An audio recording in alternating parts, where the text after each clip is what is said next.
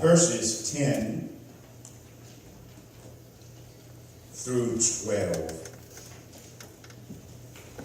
From the New International Version of the Bible,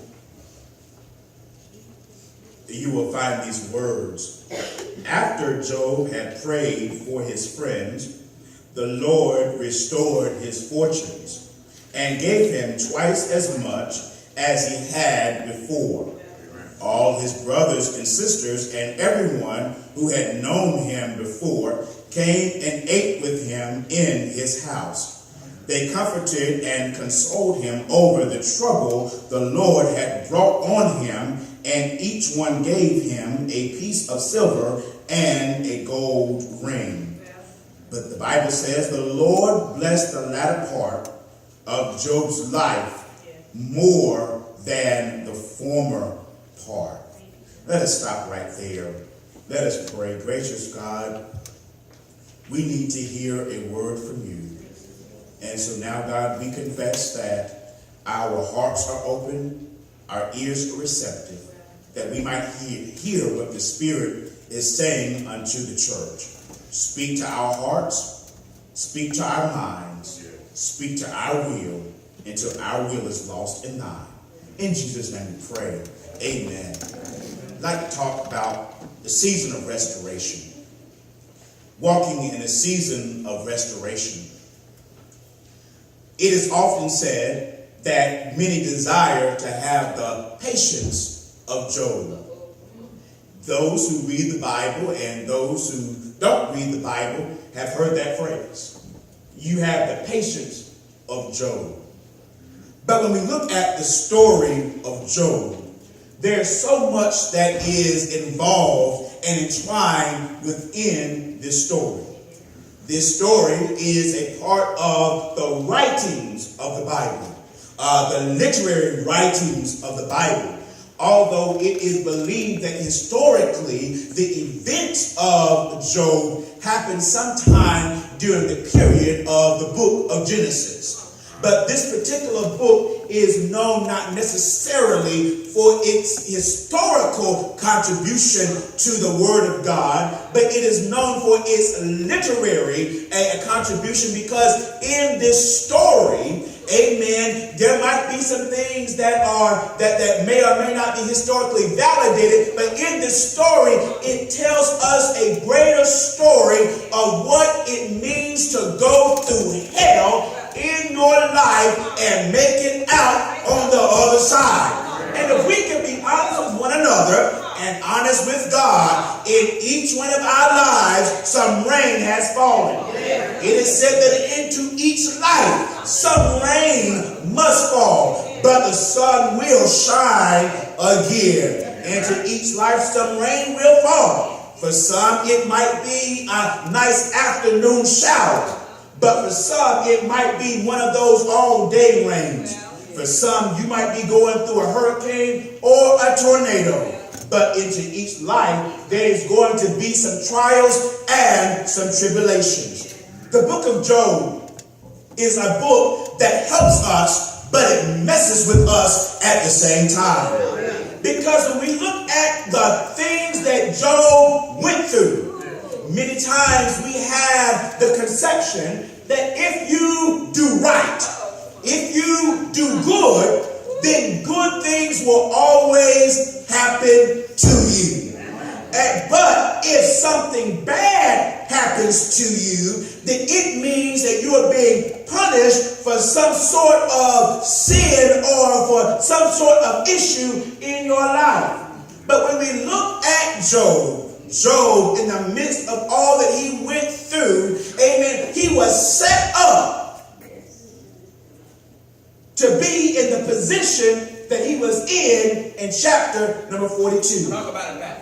The Bible records that in the land of Uz, there was a man whose name was Job. Notice, if you will, it does not say that Job was a heathen. It does not say that Job did not know the Lord.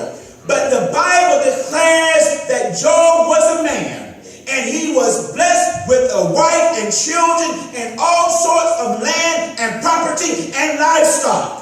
And the Bible says that he was upright and just in all of his ways. The Bible, when it says that he was perfect in all of his ways, does not mean that Job never committed sin. But when you look at that term, being perfect or being perfect in all of his ways or being upright before God, it simply means that Job's standing with God was right. All right. He had an acute sin conscience. Right. Many times, if you're not careful, amen, you could be living your best life now. Amen. But your best life now can be without the conviction that comes from the Holy Spirit of what is right and what is wrong. And it is a dangerous place to be in your life when you never get convicted of right and wrong. It is a dangerous place to be in your life when you do not feel guilty. When you do not feel some sort of urging in your heart, when you are not as close to God as you want to be. But the good part about it is that during those times when you feel like you're going through, amen, that does not mean that you're far away from God. That means that you are closer to God than you realize.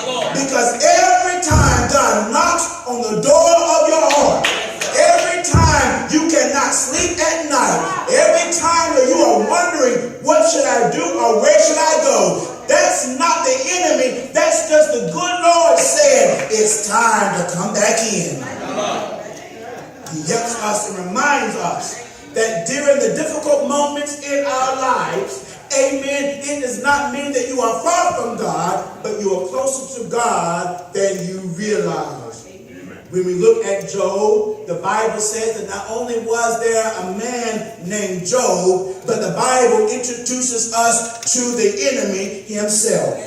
And so the Bible says that during a heavenly meeting, a heavenly board meeting, if you will, the devil came and said he was seeking and searching as to who he could devour. And so during this spiritual board meeting, amen, God says, have you considered my servant Job? Many times when we look at this story of Job, people question the goodness of God. That is a fancy term called the theodicy of God. Amen. And that theodicy, amen, it really means the goodness of God. In the black church, we like to say, God is good all the time, and all the time God is good. But that word all means all. Nothing missing, nothing lacking, nothing being excluded. And so the question, amen, is often, was the God of Job a good God? Is God a good God when you go through trials and tribulations? Is God a good God when it seems as though all hell is breaking loose in your life?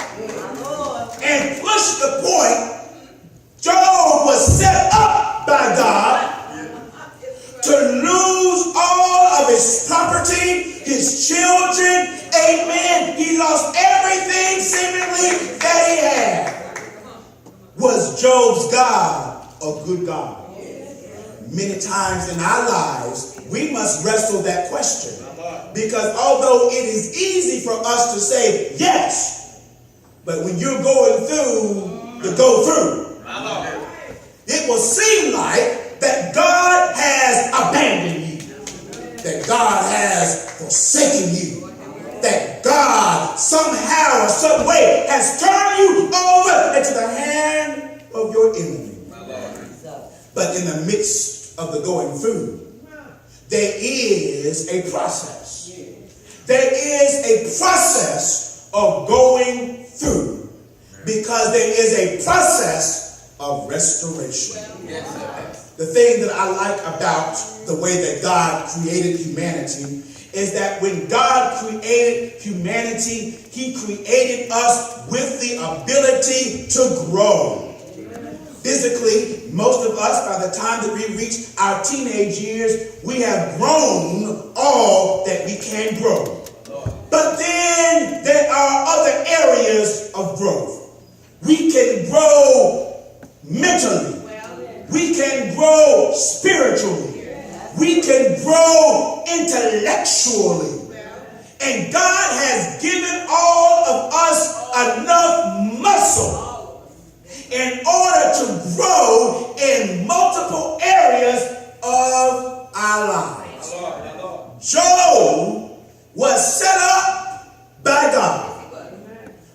many times we get hung up on the setup. All right. Many times we get hung up on the fact that God recommended Job for this trial. But many times we must begin to flip the script. It is not the fact that God set Job up, but it was more so the fact that God was going to show Job exactly who God is and what God can do in his life. And all I'm saying to the people of God, whenever it seems as though you are going through, God has not abandoned you, but God is just saying, come on and let's take a walk. Because God will never send you anywhere by yourself. Because if God is who God says he is, then God says that I am the Alpha and the Omega. God says I am the beginning and the ending. God says I was there before in the beginning was written, and I will be there after amen at the end has been recorded. And therefore what God says is that whenever things come into your life, God is so gracious. God says, yes, I allowed it to happen to you, but God has also said, I allowed it to happen to you so that you can grow stronger as a person. The writer Andre Crouch, in his song Through It All, said, I thank God for the mountains. I thank God for the valleys. I thank God for the storms he brought me through. For if I never had a problem, I wouldn't know that God would solve them. I would not know what faith in God can do. Job was, more so than Job was set up, Job was invited to take a walk with God through 42 chapters of seeming hell. What God is saying to each one of us as we seek restoration and deliverance and a closer walk with God, amen, God says is that if you want a closer walk with God, you better get ready to walk. Because a closer walk with God cannot be obtained, amen, while you're walking through flowery beds of ease. But a closer walk with God, amen, is attained to having to cry sometimes. A closer walk with God is obtained by having to wonder why sometimes. A closer walk with God is obtained by saying, Lord, I'm just taking a walk with you. And God, if you said that I'm going to make it to the other side, if you said that I'm going to be all right, I'm just going to take you at your word. But I wonder, is there anybody here who has been through and gotten out on the other side and can look back over your life and say, you know what? It wasn't good when I was going through it, but now that I'm out of it, I can say I'm glad that I went through it. Because there were some things that I learned in the pit. There were some things that I learned in the valley. There were some things that I didn't think I would go through, but somehow or another, he brought me through and he brought me out. Somebody ought to tell God thank you. Because when we go through and we make it out, we can say, you know what? I thought I was sinking. I thought I was drowning. I thought I wasn't going to make it out, but God kept on holding on to me. God kept on walking with me. God kept on reminding me that you're never alone.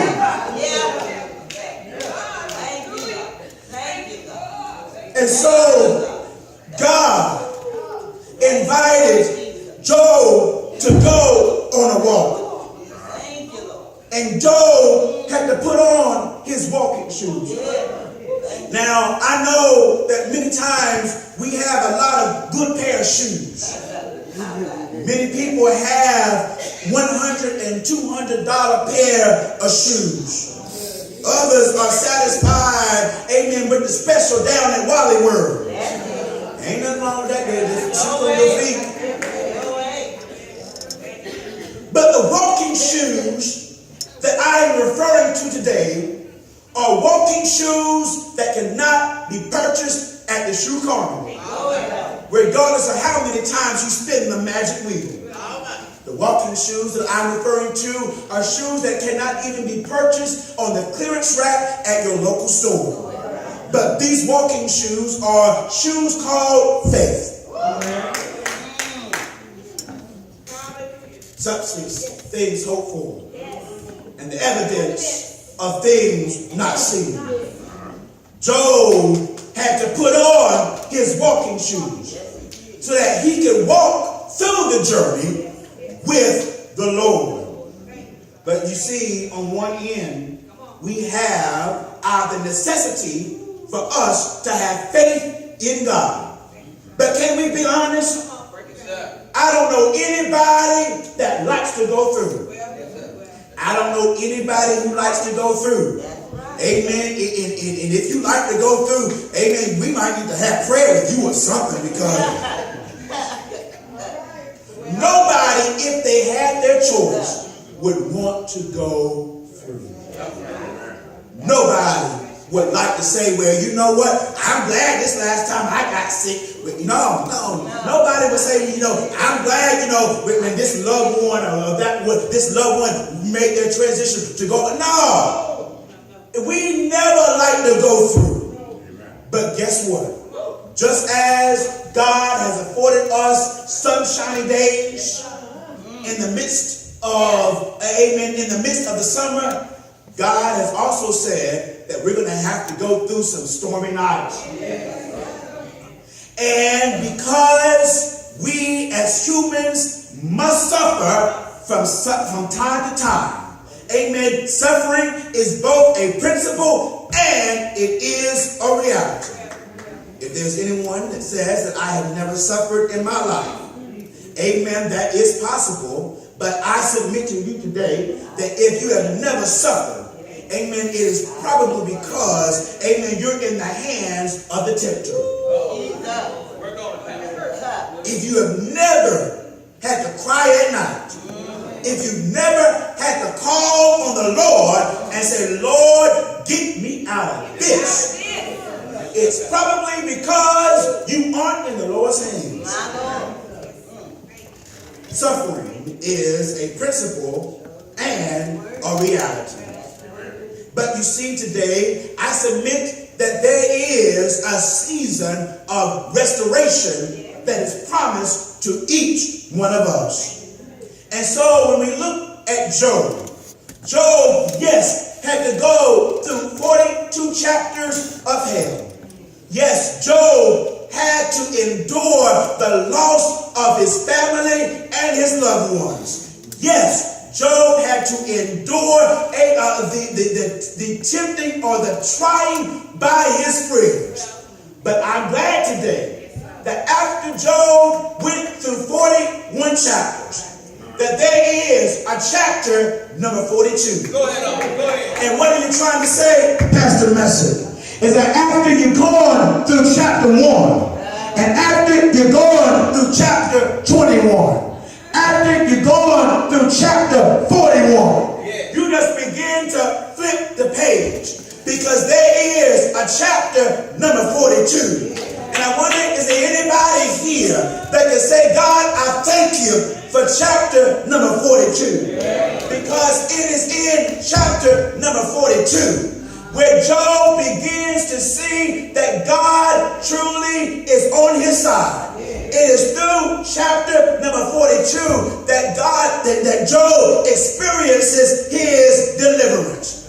The Bible says that after Job had gone through, he had a little talk with the Lord. After Job had gone through and he had been restored by God, then Job was then called to pray for his friends. Job had to, number one, come to himself. Because in the beginning of the book, the Bible says that Job was perfect and upright in all of his wage. Job had to come back to himself. But then Job had to get back in his position. Number one is our identification. When we are in the process of restoration, many times the storms in our lives has caused us to lose track of who we are. We begin to call ourselves out of our names. Instead of being called by our name, you begin to identify with your situation. You begin to call yourself sick. You begin to call yourself a diabetic. You begin to call yourself a heart patient. You begin to call yourself depressed. You begin to call yourself by your condition. But can I hit rewind for just a little while? Because when God created you, he created you with an identity. He says that you are a chosen people, a royal priesthood. When God created you, he gave you an identity. He said that you are the children of God. And it does not yet appear what you shall be. But when he comes, we shall see him as he is. We got to get back our identity. I don't know, I'm not sick, but I'm healed by his stripes. I'm not broke because my Father is rich in houses and land. I'm not confused because God says that I have perfect peace. Is there anybody here? Are you ready to take back your identity? Go get your book. Get your notebook. And instead of claiming everything that is wrong, just go back and call yourself what the Lord said. If God says that you are royalty, you better get my crown ready. If God says that you are successful, you better go on ahead and get ready to write checks with a whole lot of zeros. If God says that you are the head and not the tail, you better get ready to do some things that everybody else says would not be done. If God says that settles it, somebody shout it out. Somebody shout it out. There's a process to our restoration. Just lean over to your neighbor and say, neighbor, oh neighbor, you might see me now, but just hold on just a little while, because God is not through with me yet. But when I said when I come forth, I'm coming forth with pure gold. Somebody shout it out. Somebody shout it out. Shout thank you for the comeback.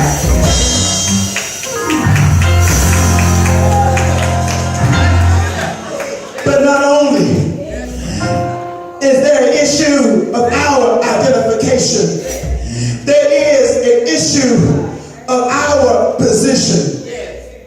Going through, Job lost his position because he was known as a wealthy man. He had livestock and cattle and all sorts of things. He was a man that was blessed with family. But going through, he lost his position.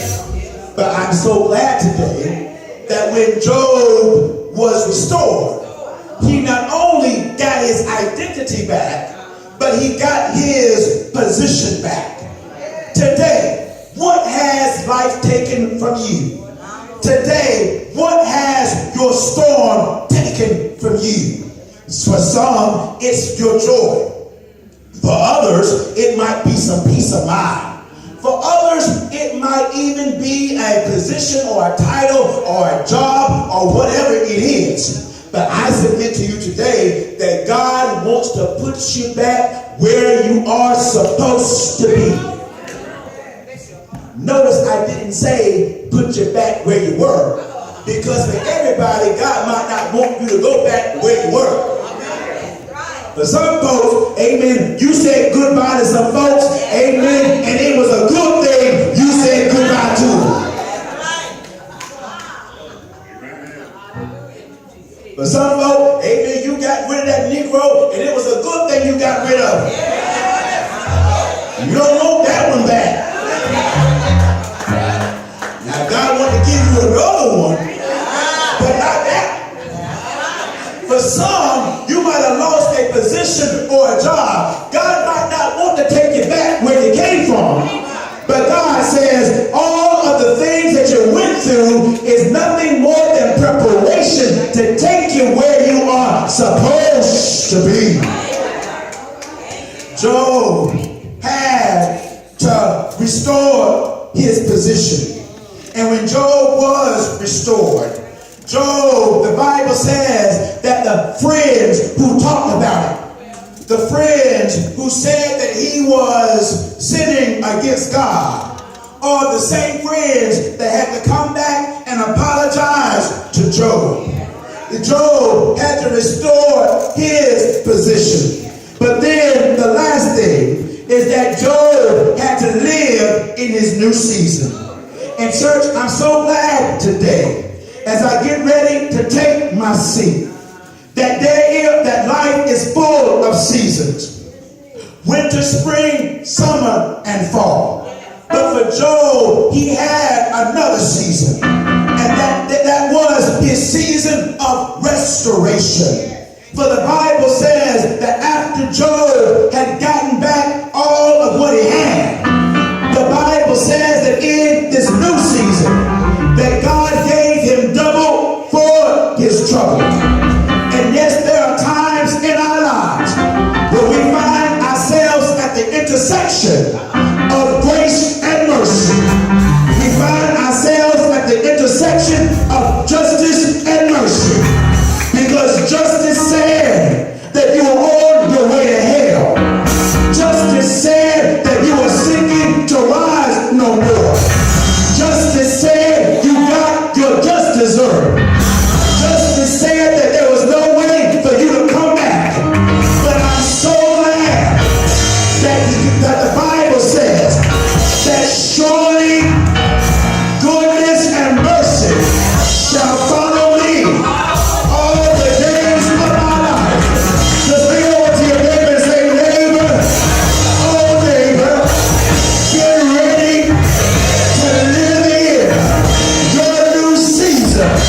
I'm so glad that after you're going through the hell you're going through, that after you're going through